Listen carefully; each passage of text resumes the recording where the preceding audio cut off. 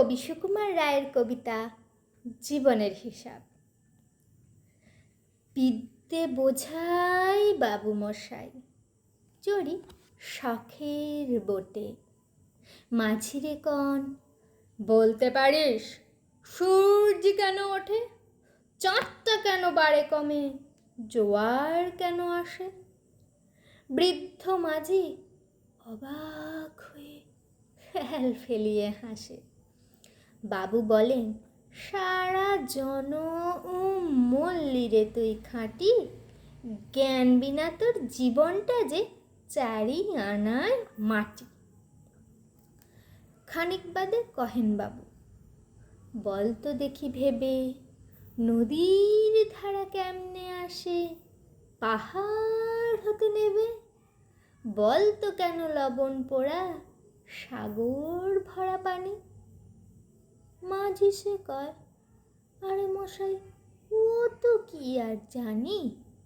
বাবু বলেন, এই বয়সেও জানিস নেও তা কি?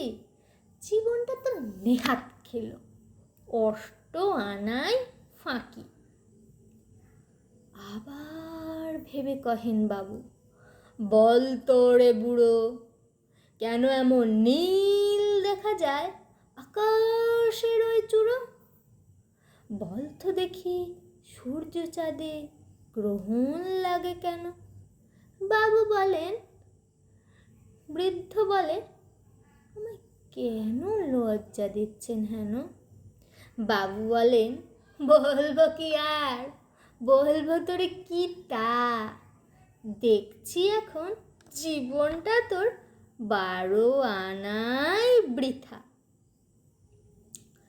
খানিক বাদে ঝড় উঠেছে, ঢেউ উঠেছে ফুলে।